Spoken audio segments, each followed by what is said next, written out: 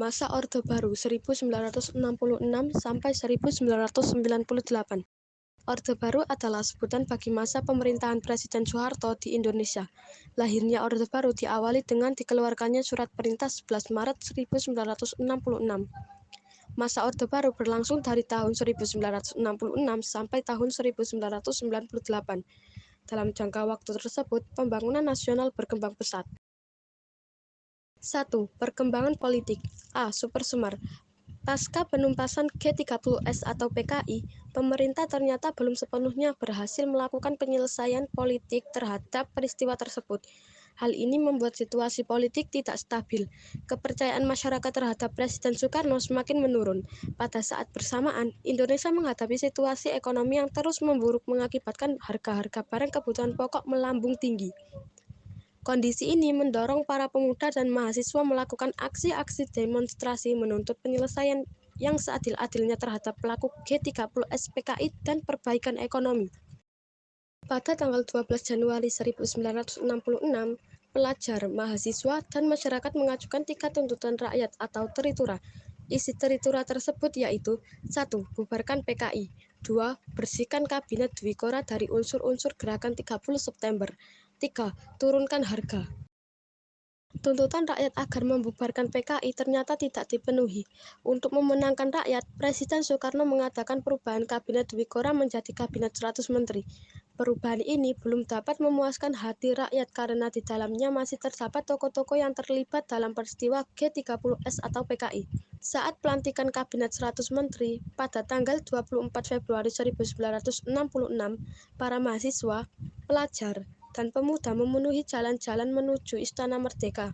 Aksi itu dihadang oleh pasukan Cakrabirawa sehingga menyebabkan bentrok antara pasukan Cakrabirawa dengan para demonstran yang menyebabkan gugurnya mahasiswa Universitas Indonesia bernama Arif Rahman Hakim.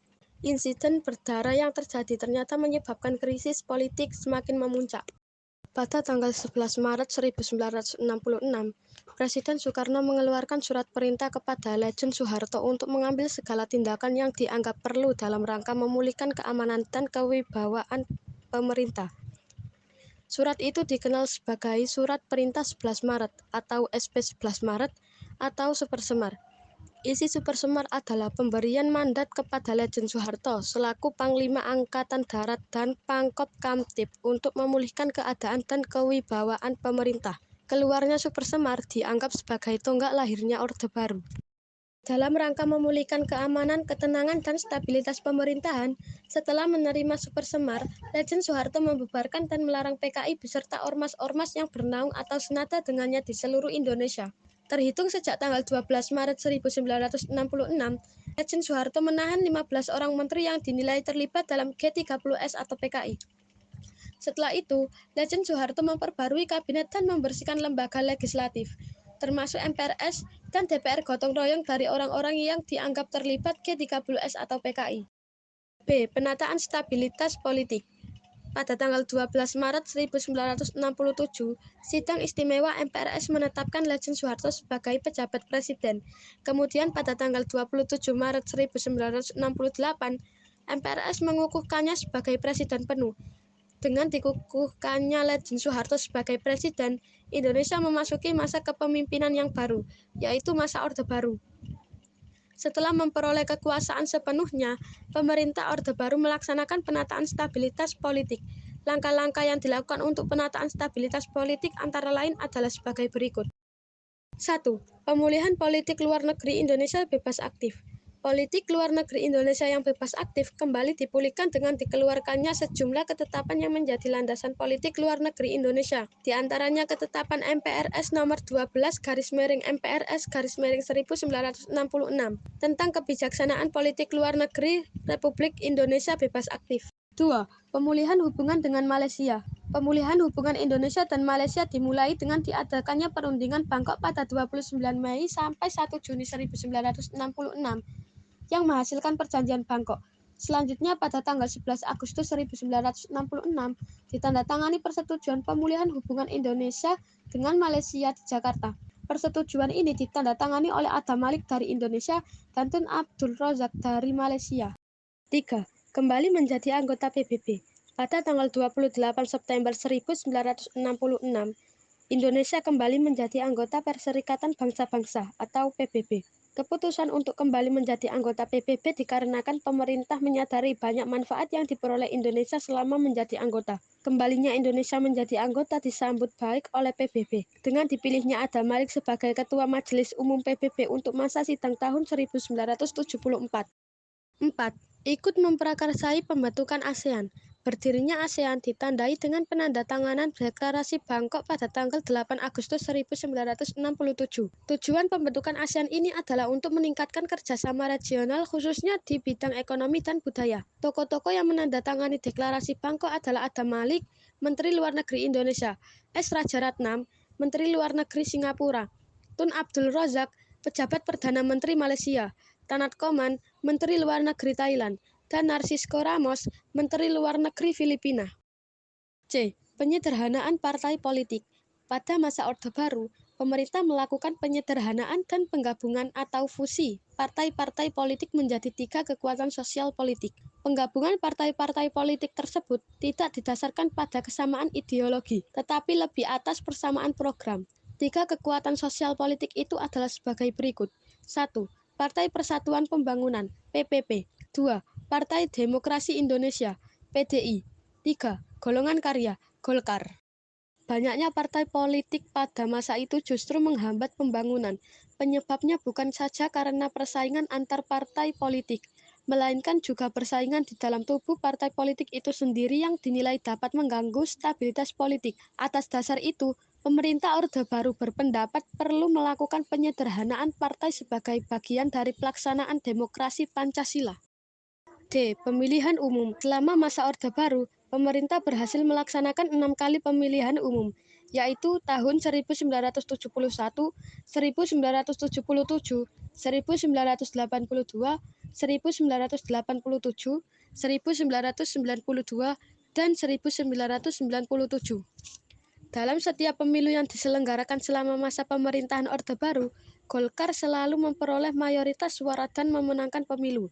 Hal itu disebabkan oleh pengerahan kekuatan-kekuatan penyokong Orde Baru untuk mendukung Golkar. Kekuatan-kekuatan penyokong Golkar adalah aparat pemerintah atau pegawai negeri sipil dan Angkatan Bersenjata Republik Indonesia atau ABRI. Dengan dukungan pegawai negeri sipil dan ABRI, Golkar dengan leluasa menjangkau masyarakat luas di berbagai tempat dan tingkatan. Dari tingkatan masyarakat atas sampai bawah, dari kota sampai pelosok desa. Pedoman Penghayatan dan Pengamalan Pancasila atau P4. Pada tanggal 12 April 1976, Presiden Soeharto mengemukakan gagasan mengenai pedoman untuk menghayati dan mengamalkan Pancasila, yang terkenal dengan nama Eka Prasetya Pancakarsa untuk mendukung pelaksanaan Pancasila dan Undang-Undang 1945 secara murni dan konsekuen. Oleh karena itu, sejak tahun 1978 pemerintah menyelenggarakan penataran P4 pada semua lapisan masyarakat. Penataran P4 ini bertujuan membentuk pemahaman yang sama terhadap Pancasila dan Undang-Undang Dasar 1945. Pegawai negeri, baik sipil maupun militer diharuskan mengikuti penataran P4.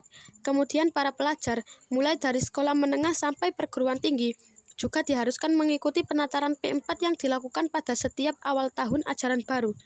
Melalui penataran P4 itu, pemerintah menekankan bahwa masalah suku, agama, ras, dan antar golongan atau SARA merupakan masalah yang sensitif di Indonesia yang sering menjadi penyebab timbulnya konflik atau kerusuhan sosial.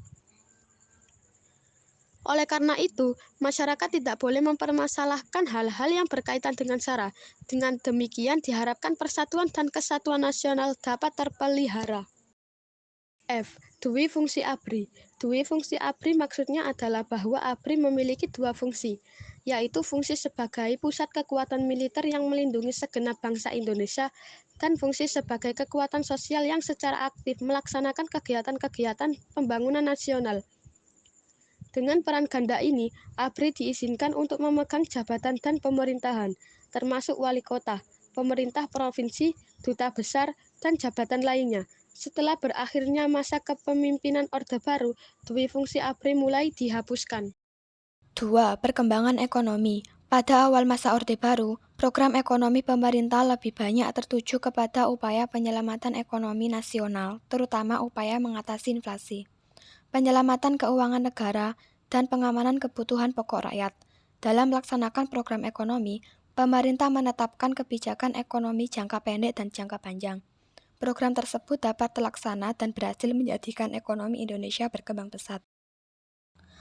A. Program jangka pendek. Program jangka pendek dalam rangka penyelamatan ekonomi nasional diwujudkan dengan stabilisasi dan rehabilitasi ekonomi. Pada awal tahun 1966, tingkat inflasi mencapai 650%. Maka, pemerintah tidak dapat melakukan pembangunan dengan segera, tetapi harus melakukan stabilisasi dan rehabilitasi ekonomi terlebih dahulu. Stabilisasi yang dimaksud adalah pengendalian inflasi supaya harga-harga tidak melonjak terus secara cepat. Rehabilitasi yang dimaksud adalah rehabilitasi fisik terhadap prasarana dan alat-alat produksi yang banyak mengalami kerusakan. Stabilisasi dan rehabilitasi ekonomi yang dilakukan membuahkan hasil yang cukup baik. Tingkat inflasi yang semula mencapai 650% berhasil ditekan menjadi 120% pada tahun 1967 dan 80% pada tahun 1968. Keadaan ekonomi Indonesia terus membaik hingga pada tahun 1969. Pemerintah siap melaksanakan program jangka panjang. B. Program jangka panjang. Program jangka panjang yang dilaksanakan oleh pemerintah Orde Baru diwujudkan dengan pelaksanaan rencana pembangunan jangka panjang selama 25 tahun. Pembangunan jangka panjang dilaksanakan secara periodik 5 tahunan yang disebut pelita atau pembangunan 5 tahun. 1. Pelita 1. Pada tanggal 1 April 1969 sampai 1 Maret 1974. Sasaran yang hendak dicapai adalah pangan, sandang, perbaikan prasarana, perumahan rakyat, perluasan lapangan kerja, dan kesejahteraan rohani.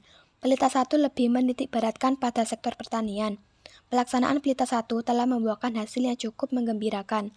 Antara lain produksi beras telah meningkat dari 11,32 juta ton menjadi 14 juta ton. Pertumbuhan ekonomi dari rata-rata 3% menjadi 6,7% per tahun. Pendapatan rata-rata penduduk atau pendapatan per kapita dari 80 dolar Amerika dapat ditingkatkan menjadi 170 dolar Amerika. Tingkat inflasi dapat ditekan menjadi 47,8% pada akhir Pelita 1, 1973 atau 1974. 2. Pelita 2.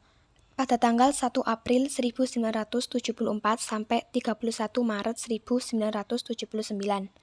Sasaran yang hendak dicapai pada masa ini adalah pangan, sandang, perumahan, sarana dan prasarana, penyejahteraan rakyat, dan memperluas lapangan kerja. Pelita 2 berhasil meningkatkan pertumbuhan ekonomi rata-rata penduduk 7% setahun. Tingkat inflasi berhasil ditekan hingga 9,5% pada sektor pertanian. Telah dilakukan perbaikan dan pembangunan jaringan irigasi baru.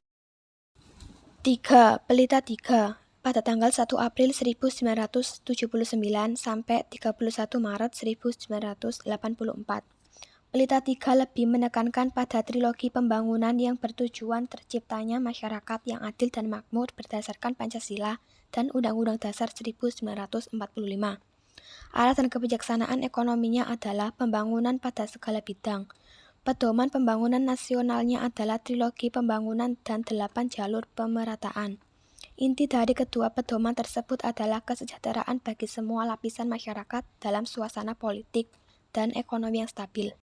Pelita 3 ini menitik beratkan pada sektor pertanian menuju swasembada pangan, serta meningkatkan industri yang mengolah bahan baku menjadi barang jadi. Produksi beras diperkirakan mencapai 20,6 juta ton pada tahun 1983. 4. Pelita 4. Pada tanggal 1 April 1984 sampai 31 Maret 1989. Pelita 4 menitik beratkan pada sektor pertanian untuk melanjutkan usaha menuju swasembada pangan, serta meningkatkan industri yang dapat menghasilkan mesin-mesin industri sendiri, baik industri berat maupun industri ringan. Hasil yang dicapai pada Pelita 4 diantaranya adalah swasembada pangan dengan produksi beras mencapai 25,8 juta ton pada tahun 1984. Kesuksesan ini mendapatkan penghargaan dari FAO, Organisasi Pangan dan Pertanian, pada tahun 1985. 5. Pelita 5. Pada tanggal 1 April 1989 sampai 31 Maret 1994, Pelita 5 menitikberatkan pada sektor pertanian dan industri untuk menetapkan swasembada pangan dan meningkatkan produksi hasil pertanian lainnya. Dan sektor industri khususnya industri yang menghasilkan barang ekspor, industri yang banyak menyerap tenaga kerja, industri pengolahan hasil pertanian, serta industri yang dapat menghasilkan mesin-mesin industri. Pelita 5 adalah periode terakhir dari pembangunan jangka panjang tahap pertama, lalu dilanjutkan pembangunan jangka panjang tahap kedua. 6. Pelita 6. Pelita 6 merupakan awal pembangunan jangka panjang tahap kedua. Pelita 6 lebih menitikberatkan pada sektor ekonomi, industri, pertanian, serta pembangunan, dan peningkatan kualitas sumber daya manusia sebagai pendukungnya. Direncanakan, Pelita 6 dilaksanakan mulai tanggal 1 April 1994 dan berakhir pada tanggal 31 Maret 1999. Namun, pada tahun 1997, Indonesia dilandas krisis keuangan yang berlanjut menjadi krisis ekonomi dan akhirnya menjadi krisis kepercayaan terhadap pemerintah. Akibatnya, Pelita 6 tidak dapat dilanjut sesuai dengan yang direncanakan.